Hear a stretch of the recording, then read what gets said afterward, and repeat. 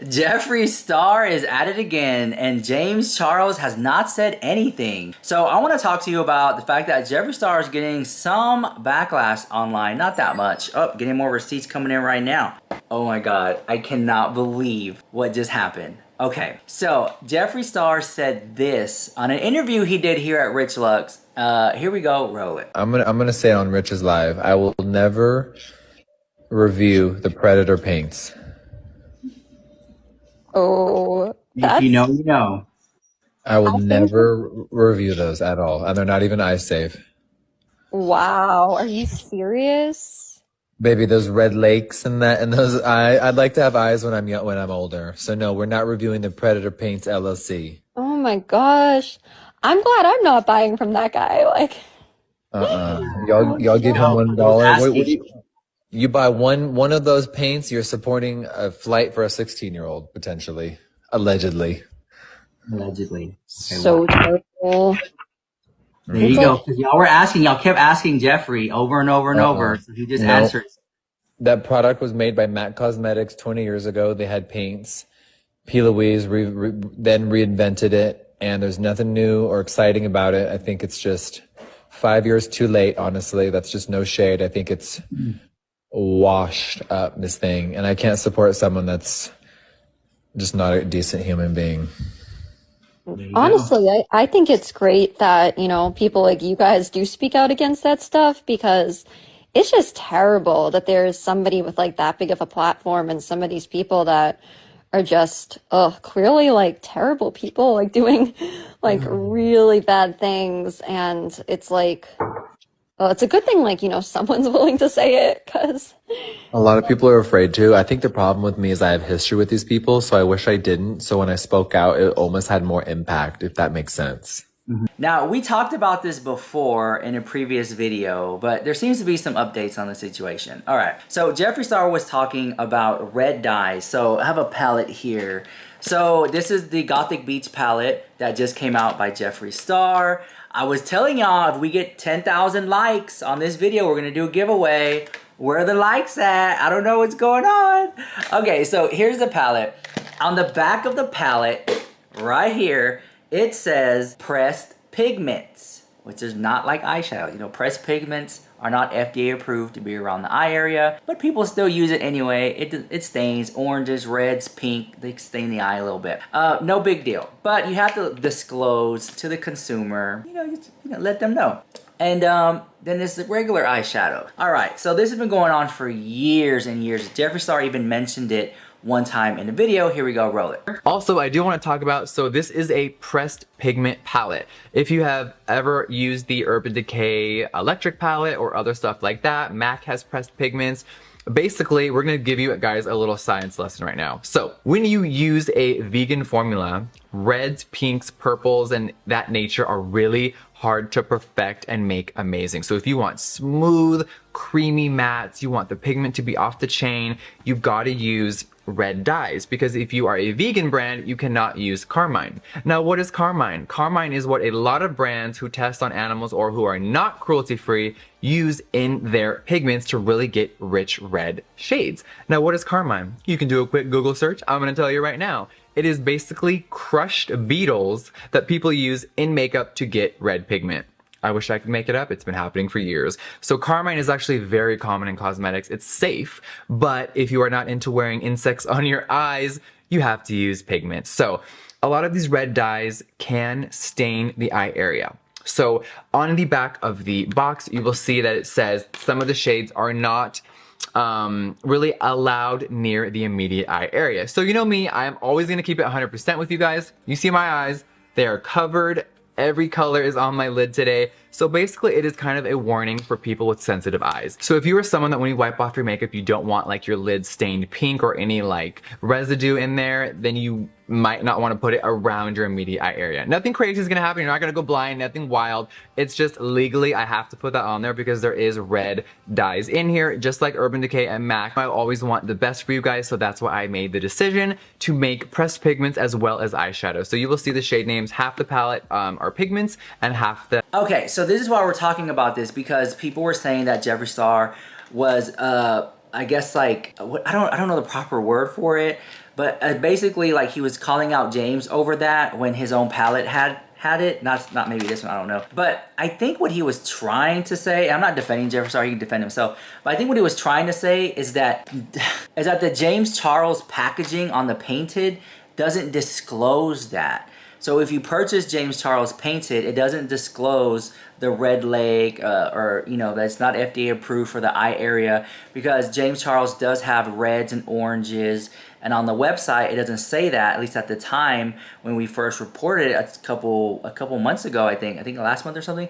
And then KJ Bennett had pointed it out that James Charles is not disclosing that, you know, it had certain chemicals in it that's not intended for the eye area. And it should say it on the packaging or on the website, and he failed to do that. So I think that is what Jeffree Star were trying to say. And I think that any company that is going to use red lakes or dyes in their palette, they should disclose it on the back of the palette or on the websites for the consumer can find out about it.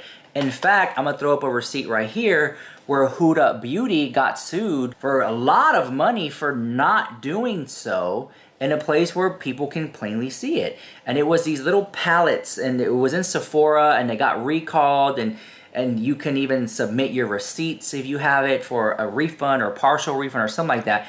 It was like a big mess. Okay, all that to say this, I think that's what Jeffree Star was trying to say. Well, at the time of making this video, Jeffree Star has not said anything about that. James Charles has not said anything about it either. In fact, James Charles went on to post a video again using the paints with Lipstick Nick, which is Jeffree Star's really close friend. Okay, check this out. A lot of people are throwing a lot of major backlash at Lipstick Nick for continuing to collaborate with James Charles. Now, we talked about this before. James Charles and Lipstick Nick have been hanging out a lot together lately. We have another episode of the Celebrity Makeup Artist series. Today we're with the queen, the one and only Lipstick Nick. Hi. Nicole and I have been friends since 2017. This looks so beautiful.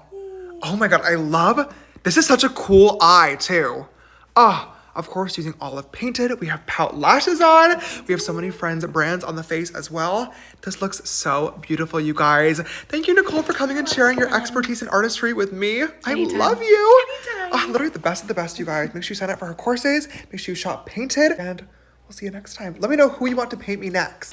And Jeffree Star had a few things to say about that. Here we go, roll it. Now, all that to say this. For 10 plus years and you want to go to someone else's launch party, so? You want me to exile someone that has only had love and respect for me? Because I don't like someone that they're hanging out with? Girl. Mm-hmm. You know, she did clap back at people online, and it was just like, you know, Lipstick Nick has to know the current situation that James Charles has been in and the fact that he's been called out multiple times about it, but she chooses to work with him. So therefore, people are saying she's a predator protector. I've seen stuff like that online. People are calling her out about it, but she chooses to work with him because she treats her nice. With that being said, Lipstick Nick is very talented, and she could get a gig with any person that she wants.